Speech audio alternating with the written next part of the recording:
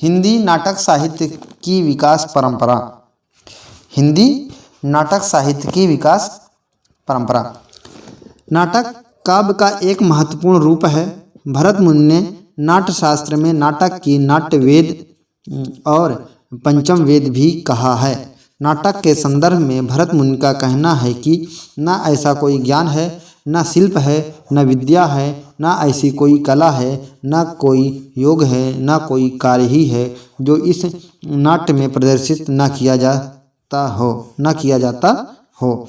भरत मुनि के समय में ही नाटक के मंचन तथा अन्य महत्वपूर्ण पक्षों का विकास हो चुका था।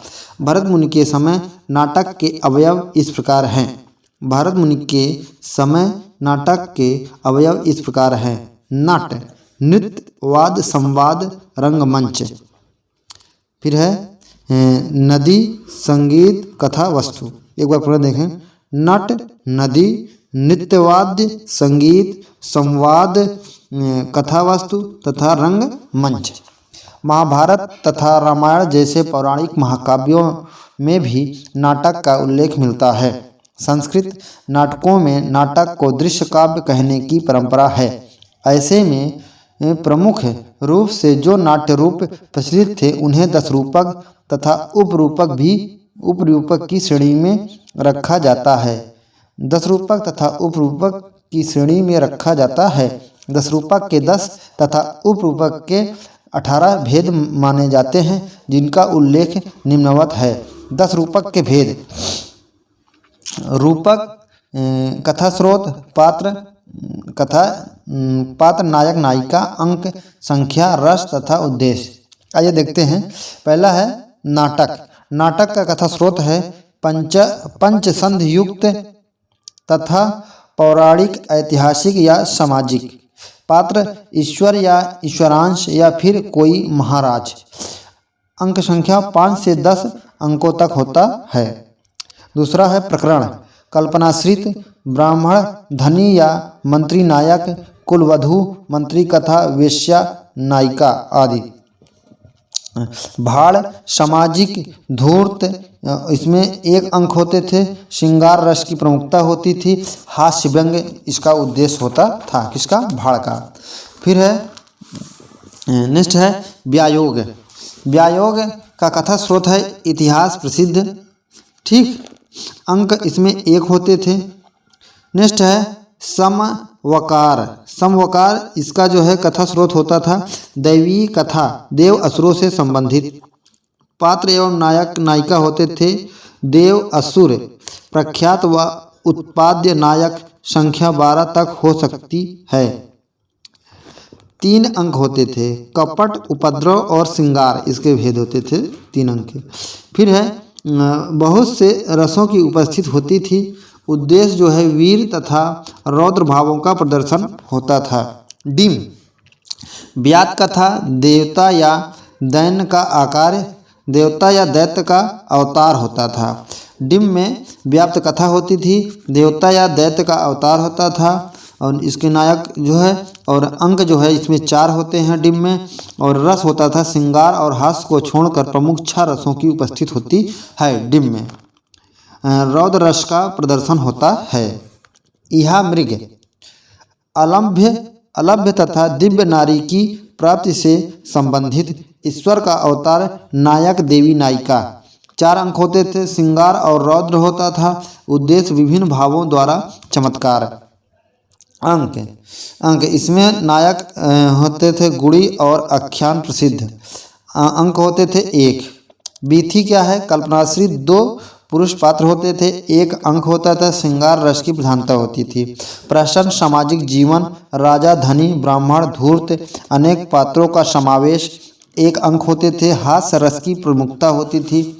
जीवन का व्यंग प्रदर्शित करने के लिए प्रसन्न लिखा जाता है। नाटक, प्रकरण, भाड़, व्यायोग, समवकार, डिम, इहा मृग, अंक, बीथी, प्रश्न, ये सभी 10 रूपक के भेद हैं। आइए उपरूपक के भेदों का वर्णन देखते हैं। इनकी संख्या 18 है। भरत मुनि ने उपरूपकों के भेदों की चर्चा नहीं की। 10 प्रकार के रूपकों का वर्णन करने के साथ साथ नाटक के 2 भेद और माने हैं, नाटिका और त्रोटक। उपरूपक इस प्रकार का है: नाटिका, त्रोटक, गोष्ठी, षट्टक, नाट्यरासक, प्रस्थान, उल्लाप्य, काव्य, प्रेक्षणा, रासक, संलापक, श्री गदित, श्री रसिका, सिंपक, शिंपक, विलासिका और दुर्मल्लिका, प्रकरणिका, हल्लीसा और भड़िका।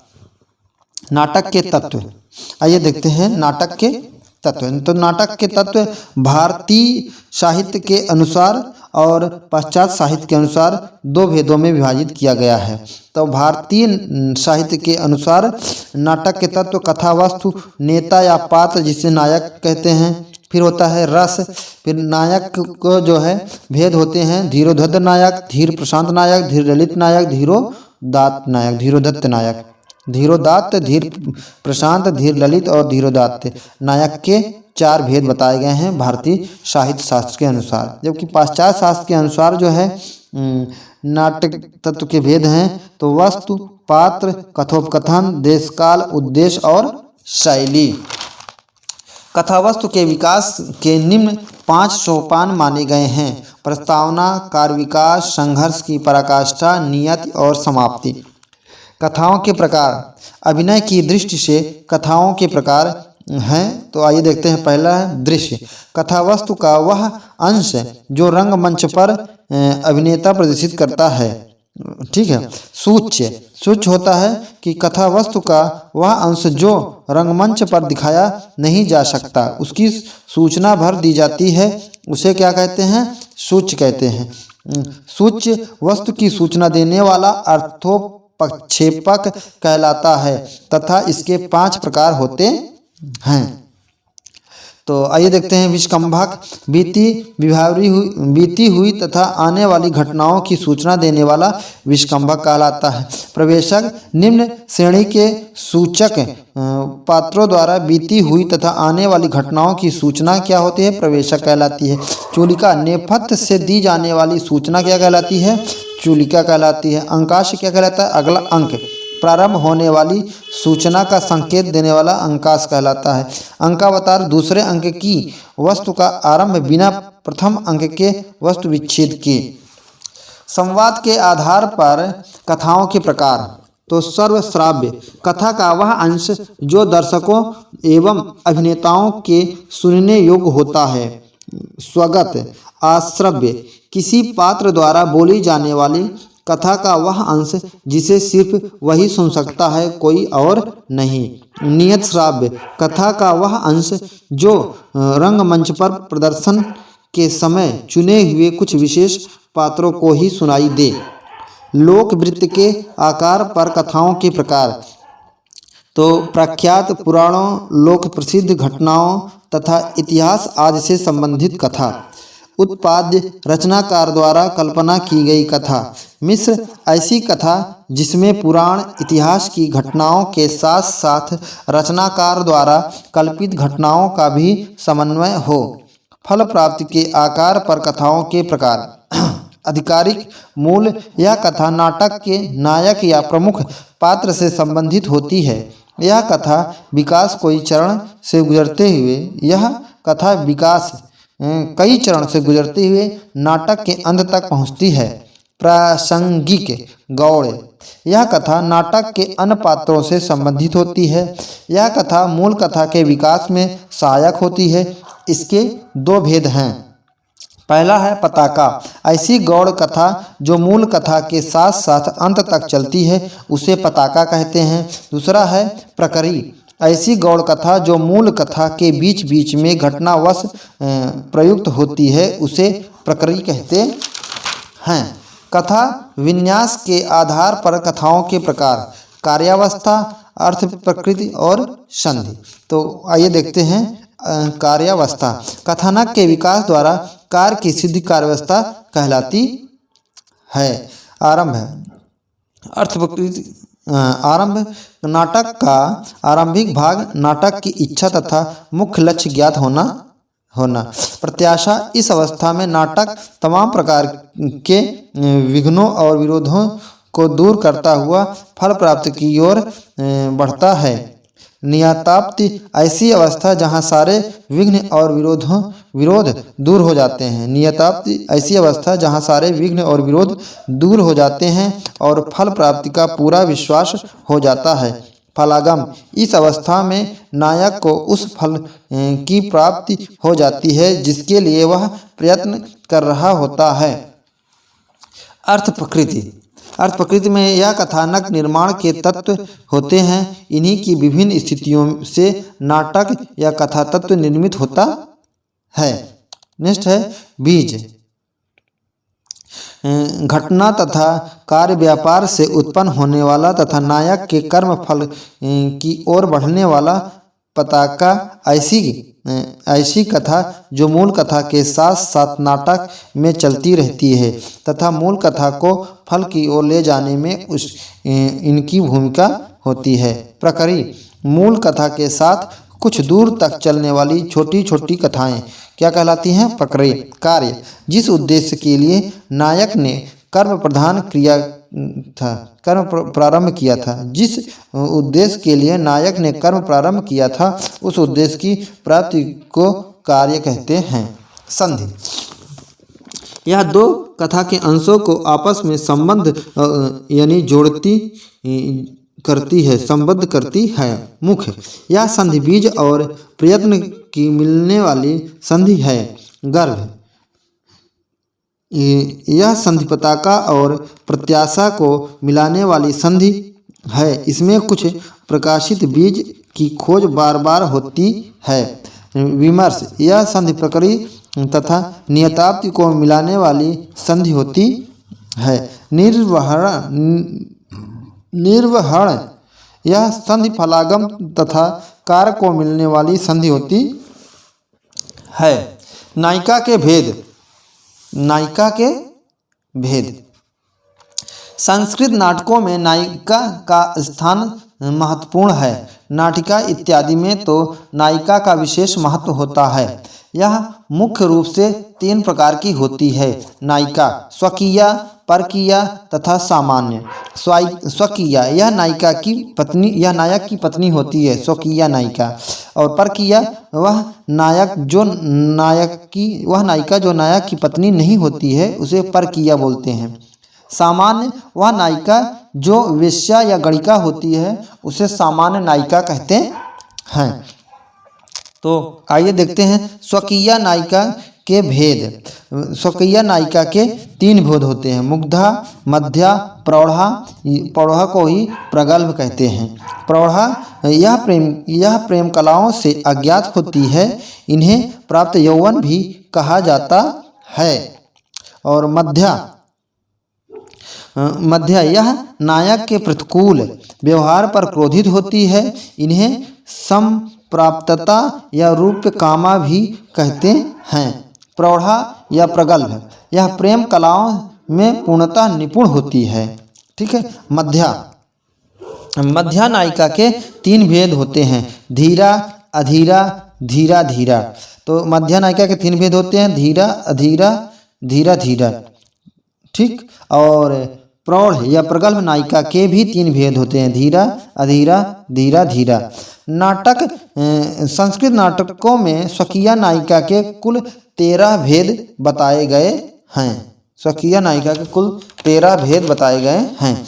नायिका की दशा के अनुसार उसके भेद, तो नायिका की दशा के अनुसार उसके भेद कितने हैं? तो 8 हैं। स्वाधीन पतिका और वासक सज्जा, विरहोत्कंठिता, खंडिता, कलहांतरिता, विप्रलब्ध, पोषित पतिका, अभिसारिका। नायिका के गुणों के भेद। नायक के समान ही नायिका के गुणों तथा उसके भेदों का वर्णन संस्कृत साहित्य में प्राप्त होता है। इन्हें भूषण या अलंकार कहते हैं। इनकी संख्या 20 है, जो निम्न प्रकार है। शारीरिक गुण कितने? शारीरिक, अंत्यज और स्वभाव। शारीरिक हाव भाव और हेला। अंत्यज में शोभा, कांति, दीप्त, माधुर्य, प्रगल्भता, औदार्य, धैर्य। स्वभाव लीला विलास विच्छित विभ्रम किलकिंचित मोट्टापित कुट्टमित वित्तोक ललित विहृत विहृत आदि। विशेष राजा की पटरानी को महादेव कहा जाता है। इनका जन्म उच्च कुल में हुआ था। राजा की निम्न कुल की उप पत्नियों को स्थापिनी या भोगिनी कहा जाता है। स्थापिनी राजा की निम्न कुल की उप पत्नियों को स्थापिनी या भोगिनी कहा जाता था। अंतःपुर के सेवक में कुचकी प्रधान होता था या वृद्ध ब्राह्मण होता था। अभिनय के प्रकार। अभिनय नाट्य प्रयोगों का प्राण तत्व होता है। अभिनय के द्वारा ही नाटक बनता है और उसी से सहृदय को रस की अनुभूति होती है। भरत ने नाट्यशास्त्र में अभिनय की परिभाषा इस प्रकार दी है। विभावयति यस्माश्च नानायार्णे हि प्रयोगतः शंखांगोपांगा संयुक्ता इस्मादिभनय स्मृता। विभावयति इस्माश्च नानार्यानि हि प्रयोगतः शंखांगोपांगा संयुक्त इस्माद अभिनय स्मृतः। भरत मुनि ने लिखा है। अभिनय में सभी तत्वों का समावेश होता है। अभिनय में सभी तत्वों का समावेश होता है। अभिनय धर्मी और अभिनय। धर्मी अभिनय के दो प्रकार हैं। पहला है धर्मी, दूसरा है अभिनय। अब जो है अभिनय धर्मी में देखते हैं तो धर्मी में लोक धर्मी और लोक आश्रित, लोक धर्मी और लोक आश्रित प्रचलन पर, ठीक है। नाट्य धर्मी में नाट्य सिद्धांतों पर आश्रित। अभिनय कितने प्रकार के होते हैं? तो होते हैं 4। कौन कौन? आंगिक, वाचिक, सात्विक और आहार्य। हाँ, ठीक है। आंगिक अभिनय कितने होते हैं? मुखज, शारीर और चेष्टाकृत। नाटक की वृत्तियों का परिचय। वृत्त शब्द की निष्पत्ति वृत्त धातु में 3 प्रत्यय के प्रयोग से हुई है। नाटक के प्रयोग में वृत्तियों का योगदान अत्यंत महत्वपूर्ण है। भरत ने 10 रूपक अध्याय में वृत्ति को काव्य की जननी कहा है। वृत्तियाँ 4 प्रकार की होती हैं। नाट्यशास्त्र में वृत्तियों का संबंध वेदों के साथ बताया गया है। ऋग्वेदाद भारती वृत्ति, यजुर्वेदात तु सात्वती, कौशिकी सामवेदाच्च शेषा चार्थार्णवणा तदत्ता। ऋग्वेदाद भारती वृत्ति, यजुर्वेदात तु सात्वती, कौशिकी सामवेदाच्च शेषा चार्थर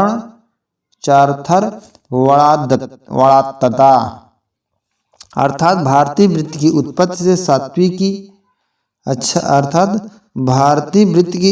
से सात्विक की यजुर्वेद से,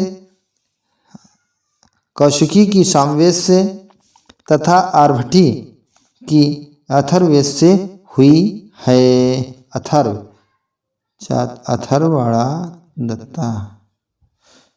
अथर्ववेद से हुई है। नाट्यशास्त्र प्रोफेसर ब्रजमोहन चतुर्वेदी खड़ाध्याय। वृत्तियों के भेद। भारतीय वृत्ति ऋग्वेद से, भारतीय वृत्ति ऋग्वेद से, कौशिकी सामवेद से, आर्भटी अथर्ववेद से, सात्वती यजुर्वेद से। तो आइए देखते हैं कि वाग्य व्यापार प्रधान पुरुष द्वारा प्रयोग की जाने वाली तथा सर्वथा स्त्री वर्जित वृत्ति को भारतीय वृत्ति कहते हैं। और इसके जो है भेद देखिएगा, परोचना, अमुख, बीथी और प्रहसन। नेक्स्ट है कौशिकी वृत्ति। कौशिकी वृत्ति में नृत्य, गीत एवं विलास इत्यादि श्रृंगारिक मुद्राएं हैं। इसके भी 4 भेद हैं। नर्म स्फूर्ति और नर्म स्फोष्ट, नर्म गर्भ। नेक्स्ट है आर्भटी वृत्ति। इंद्रजाल, माया, संग्राम, क्रोध आदि मुद्राएं जो है आर्भटी वृत्ति में होती हैं। तो देखिए संक्षिप्त का, संफेट, वस्तु स्थान और आवपात संज्ञक है। आवपात संज्ञक। सतती वृत्ति जो यजुर्वेद से है उसके भी 4 भेद हैं। तो उत्थापक, संघात्य, संलाप और परिवर्तक। नेक्स्ट है आधुनिक नाटक। हिंदी में आधुनिक गद्य साहित्य की परिभाषा की शुरुआत नाटकों से होती है। आधुनिक नाटकों में प्राचीन नाटकों की परंपरा से जुड़ते हुए अपने लिए एक अलग रास्ता भी बनाया। रंगमंच इत्यादि को लेकर नए प्रयोग भी किए। आधुनिक नाटक आज के समय तथा जीवन शैली के ज़्यादा करीब प्रतीत होते हैं। प्राचीन और आधुनिक नाटक में मूल रूप से निम्न अंतर दिखाए गए हैं। प्राचीन नाटक नायक विशिष्ट गुणों से संपन्न हो, वह उदात्त, उद्धत, प्रशांत या ललित प्रकार का हो। आधुनिक नाटक में नायक में किसी विशिष्ट गुणों की आवश्यकता नहीं है, वह किसी भी परिस्थिति का मनुष्य मात्र हो। रस की प्रधानता होनी चाहिए, रस की अपेक्षा मनोविज्ञान की प्रधानता आवश्यक है। कथा में संघर्ष केवल मध्य तक ही है, इसके बाद नायक की विजय स्पष्ट होनी चाहिए। इसमें क्लाइमेक्स के लिए स्थान नहीं है। कथा में संघर्ष अंत तक होने चाहिए। अंत में चरम सीमा, जिसे अंग्रेजी में क्लाइमेक्स कहते हैं, व्यवस्थित रूप से रहे। चरित्र की अपेक्षा सत्य और न्याय सिद्धांत की प्रधानता अपेक्षित है। चरित्र का विश्लेषण ही प्रमुख है। आदर्शवाद ही अंत का निष्कर्ष है, यथार्थवाद ही अंत का निष्कर्ष है। नाटक में मृत्यु आदि दुखद घटनाएं वर्जित हैं। नाटक जीवन की परिस्थितियों के अनुसार सुखांत और दुखांत दोनों हो सकते हैं। रंगमंच की व्यवस्था संकेतात्मक है, रंगमंच की व्यवस्था वैज्ञानिक और कलात्मक है। तालिका का संदर्भ नायक और रंगमंच। डॉक्टर चंदूलाल दुबे। रंगमंच एक ऐसा स्थान है जहां नाटक के जीवन प्राप्त होता है। रंगमंच एक ऐसा स्थान है जहां नाटक को जीवन प्राप्त होता है। कलात्मक रंगमंच नाटक को अतिरिक्त आयाम प्रदान कर उसे कई गुण जीवंत प्रदान करते हैं। नाटक रचना व नाट्य प्रदर्शन एक दूसरे से भिन्न नहीं है। रंगमंच और नाटक का विकास एक दूसरे से अंतर संबंधित है। भरत मुनि ने 3 प्रकार की रंगशाला का उल्लेख किया है: विकृत, चतुष्पद, त्रस्त्य, त्रैस्त्र, आयताकार, वर्गाकार और त्रिकोण। देखिए, विकृत मतलब आयताकार, चतुरस्र मतलब वर्गाकार, त्रस्त मतलब त्रिकोण। ये जो है रंगशाला का उल्लेख है, भरत मुनि ने किया है। रंगमंच के 3 भाग होते हैं: रंगपीठ, रंगमंच का अगला भाग और जहां नाटक खेला जाता है; रंगशीर्ष, रंगमंच का पिछला हिस्सा जहां नेपथ्य हो प्रवेश द्वार होते हैं। नेपथ्य रंगशीर्ष के पीछे का वह भाग जिसे दर्शक नहीं देख सकता, उसे नेपथ्य कहते हैं। नेक्स्ट है रंगमंच का विधान। नाटक कृतित्व पक्ष है, नाटक, फिर है प्रस्तुतिकरण, फिर दर्शक पक्ष सामाजिक होता है, फिर है भौतिक पक्ष रंग भवन जिसे कहते हैं। ठीक, अब देखते हैं प्रस्तुतिकरण।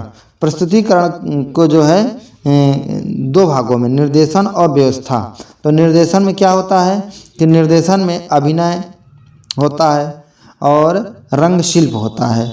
अभिनय क्या होता है? आंगिक, वाचिक, सात्विक, आहार्य। आंगिक, वाचिक, आहार्य और सात्विक। जबकि रंग शिल्प क्या होता है कि मंच सज्जा, प्रकाश, वस्त्र विन्यास, रूप विन्यास, संगीत तथा ध्वनि विन्यास, ये होता है। और क्या होता है? फिर उसी में होता है रिहर्सल होता है, और उसी में होता है टिकट से लेकर विज्ञापन और समापन तक का संबंध होता है। जबकि दर्शक एक सामाजिक प्रक्रिया है और दर्शन और भौतिक पक्ष रंग भवन, जिसमें मंच और रंगशाला होता है। हिंदी रंगमंच सामान्य परिचय। हिंदी रंगमंच संस्कृत लोक एवं पारसी रंगमंच की पृष्ठभूमि का आधार लेकर विकसित हुआ है। भरत मुनि ने नाट्यशास्त्र में नाट्य शब्द का प्रयोग केवल नाटक के रूप में न करके व्यापक अर्थ में किया है। इसके अंतर्गत रंगमंच अभिनय, नृत्य, संगीत, रस, वेशभूषा, रंगशिल्प, दर्शक आदि सभी पक्ष आ जाते हैं।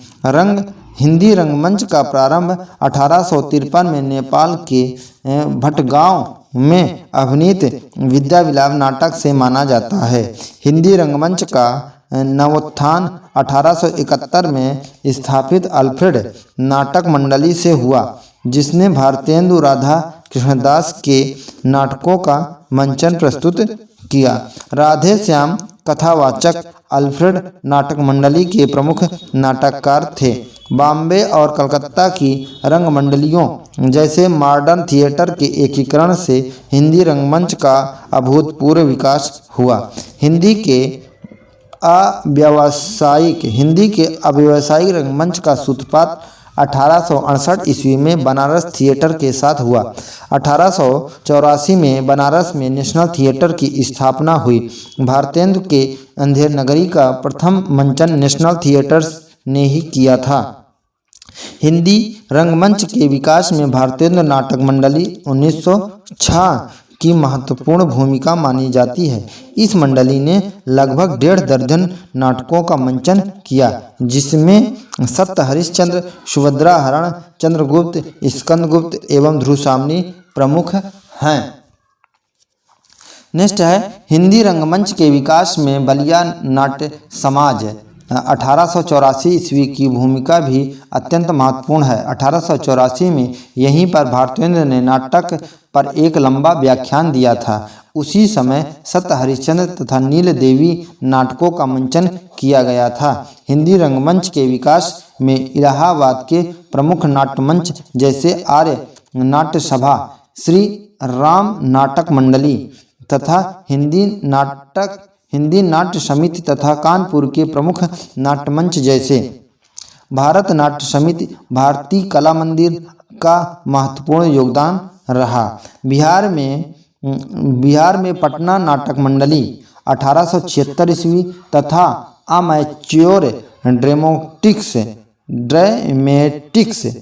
अमेच्योर ड्रामेटिक्स एसोसिएशन उल्लेखनीय नाट्य मंच रहे। हिंदी रंगमंच के विकास में IPTA Indian people's theatre association का नाम महत्वपूर्ण है।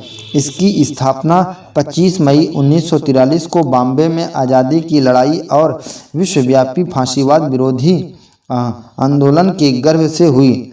अली सरदार जाफरी कैफी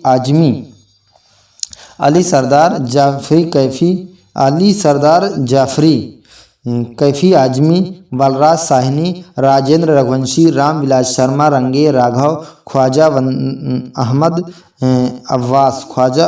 अहमद और अब्बास, उपेंद्र नाथ अस्क जैसे साहित्यकार, आलोचक तथा अभिनेता इनसे जुड़े रहे। 1944 में पृथ्वीराज कपूर ने पृथ्वी थिएटर की नींव रखी। इसकी स्थापना कर इन्होंने हिंदी रंगमंच को एक राष्ट्रीय स्वरूप प्रदान किया। भारत में रंगमंच के विकास को देखते हुए संगीत नाटक अकादमी द्वारा अप्रैल 1959 में राष्ट्रीय नाट्य विद्यालय की स्थापना की गई। इसके प्रथम निदेशक इब्राहिम अलकाजी ने हिंदी नाट्य और रंगमंच को नगण्य व उपेक्षित स्थिति से ऊपर उठाकर बड़े फलक पर प्रतिष्ठित करने का उल्लेखनीय कार्य किया है। नेक्स्ट है हिंदी रंगमंच के विकास में एक महत्वपूर्ण घटना कहानी के रंगमंच का उदय है। कहानी को जो काव्यों के मंचित करने का आरंभ देवराज अंकुर ने किया, उन्होंने 1975 ईस्वी में राष्ट्रीय नाट्य विद्यालय के रंगमंडल हेतु निर्मल वर्मा की 3 कहानियां धूप का टुकड़ा, 1.5 इंच मुस्कान और ठीक एंड की मंची प्रस्तुति 3 एकांत शीर्षक से करवाई। हिंदी का लोक रंगमंच लोक नाट्य की परंपरा प्राचीन काल से ही साहित्यिक नाटकों के साथ विद्यमान रही है। नाट्य शास्त्र में लोकधर्मी और नाट्यधर्मी दोनों परंपराओं का साथ साथ उल्लेख मिलता है। नाट्यधर्मी परंपरा को अभिजात वर्ग और राजा महाराजाओं का संरक्षक प्राप्त था, किंतु लोकधर्मी नाट्य परंपरा स्वतंत्र रूप में जन जीवन में फलती फूलती रही। नुक्कड़ नाटक 1975 से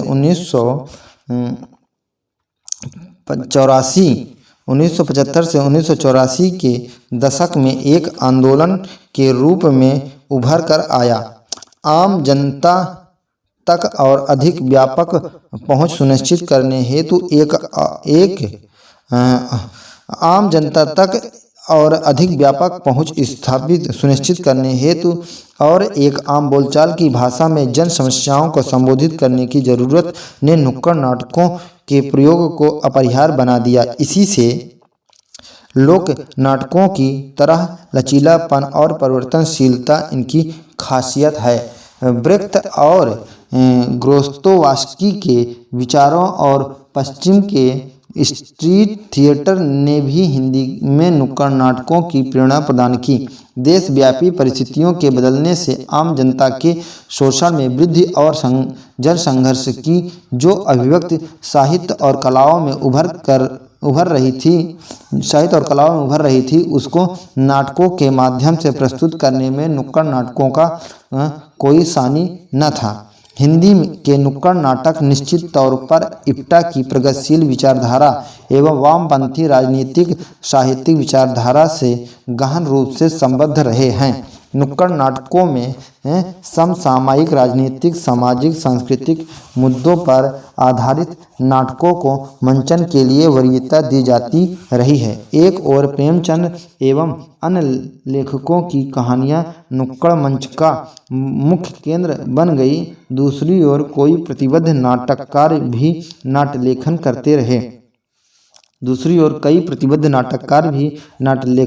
करते रहे। गुरु शरण सिंह, सफदर हाशमी, राधा कृष्ण सहाय, विभु कुमार, रमेश उपाध्याय, असगर वजाहत, स्वयं प्रकाश, राजेश कुमार आदि के अतिरिक्त कई नए नाटककार भी इस दिशा में सक्रिय हुए। 30-40 मिनट में जानी पहचानी घटनाओं एवं स्थितियों के कई तनावपूर्ण पहलुओं को उजागर करके नुक्कड़ नाटक दर्शकों को उकसाना और प्रेरित करना चाहता है। नुक्कड़ नाटक दर्शकों को उकसाना और प्रेरित करना चाहता है। उसकी भाषा, उसके छोटे छोटे दृश्य, तीव्रता, प्रखरता, प्रत्यक्ष साझेदारी, गीत, संगीत, एक्शन, व्यंग्य व वक्रोक्त प्रभावशाली संवाद उसकी मौलिकता के आधार हैं। दिल्ली में नुक्कड़ नाटक को लोकप्रिय बनाने में सफदर हाशमी की भूमिका अविस्मरणीय मानी जाती है। भारत के लगभग सभी प्रमुख शहरों की अपनी अपनी नुक्कड़ टोलियां हैं और आज भी ये जनता एवं नाटक के बीच एक महत्वपूर्ण कड़ी के रूप में सतत क्रियाशील हैं। हिंदी नाटक का सामान्य परिचय। हिंदी के प्रथम नाटक के संबंध में विद्वानों में मतभेद है। भारतेंदु ने भी हिंदी के आरंभिक नाटकों को लेकर अपना विभिन्न मत प्रस्तुत किया है। इससे संबंधित तालिकाएं इस प्रकार हैं। हिंदी का प्रथम नाटक एवं प्रस्तोता, नाटक और नाटककार, भाषा और प्रस्तोता। गय सुकुमार रास दिल्हड़ द्वारा रचित है। यह अपभ्रंश भाषा में है। इसको प्रथम नाटक डॉक्टर दशरथ ओझा ने माना है। गोरक्ष विजय, यह विद्यापति का है जो मैथिली भाषा में है। डॉक्टर गणपत चंद्रगुप्त ने इसे हिंदी का प्रथम नाटक माना है। आनंद रघुनंदन जो विश्वनाथ द्वारा लिखित है, ब्रज भाषा में है। आचार्य रामचंद्र शुक्ल एवं डॉक्टर बच्चन सिंह ने इसे हिंदी का प्रथम नाटक माना है। नहुस, यह ब्रज भाषा में लिखित है जो भारतेंदु ने जो है इसे हिंदी का प्रथम नाटक माना है। नहुस जो है भारतेंदु के अनुसार हिंदी के आरंभिक नाटक। नहुस पद्यबद्ध ब्रज भाषा में लिखा गया है। 1859 ईस्वी में गोपाल चंद्र गिरधर दास द्वारा लिखा गया है। भारतेंदु आरंभिक नाटक, यह इसे भारतेंदु ने प्रथम नाटक माना है। द्वितीय नाटक शकुंतला को माना है, जो राजा लक्ष्मण सिंह द्वारा लिखित है और 1862 ईस्वी में लिखा गया। तृतीय है विद्या सुंदर नाटक है, जो 1868 में भारतेंदु द्वारा लिखा गया है और भारतेंदु ने इसे हिंदी का तृतीय नाटक माना है।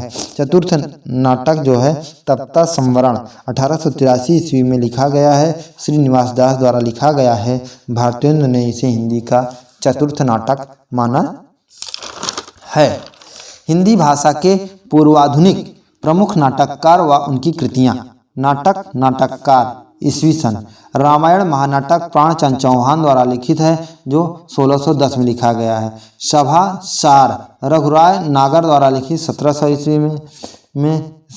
इंद्र सभा ओपेरा गीत नाट अमानत 1853 में। प्रबोध चंद्रोदय यशवंत सिंह द्वारा 1643 में। चंडी चरित गुरु गोविंद सिंह द्वारा लिखित है। और सम संसार नाटक बनारसी दास द्वारा लिखित 1663 में। करुणाभरण कृष्ण जीवन लक्ष्मी राम द्वारा लिखित है, जो 1657 में लिखा गया है। शकुंतला नाटक निवास द्वारा लिखा गया है, जो 1680 में है। और प्रद्युम्न विजय गणेश कवि द्वारा लिखा गया 1863 में।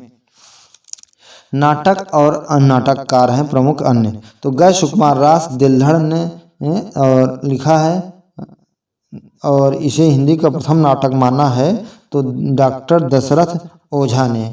ठीक। गोरक्ष विजय विद्यापति द्वारा है, जिसे गणपत चंद्रगुप्त ने हिंदी का प्रथम नाटक माना है। आनंद रघुनंदन महाराजा विश्वनाथ सिंह द्वारा लिखा गया है। शुक्ला और बच्चन ने इसे हिंदी का प्रथम नाटक माना है। नहुस गोपाल चंद्र गिरधर द्वारा लिखित है। भारतेंदु ने इसे हिंदी का प्रथम नाटक माना है।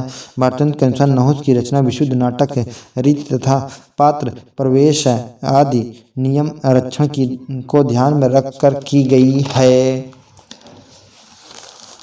नाटक के उद्देश्य की चर्चा करते हुए भारतेंदु के नाटकों के 5 उद्देश्य बताए हैं। भारतेंदु ने नाटक के उद्देश्य की चर्चा करते हुए भारतेंदु ने नाटकों के 5 उद्देश्य बताए हैं। हास्य, श्रृंगार, कौतुक, समाज संस्कार,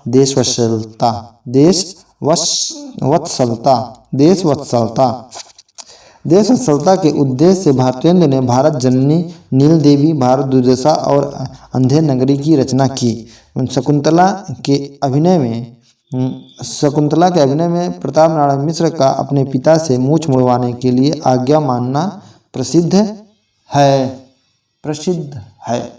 बहुत बहुत धन्यवाद, बहुत बहुत शुक्रिया, थैंक यू। दोस्तों, अगर आपको हमारा यह वीडियो पसंद आ रहा है तो इसको लाइक, सब्सक्राइब, शेयर करना ना भूलें तथा कमेंट करके आपको कैसा लगा हमें ज़रूर बताएं।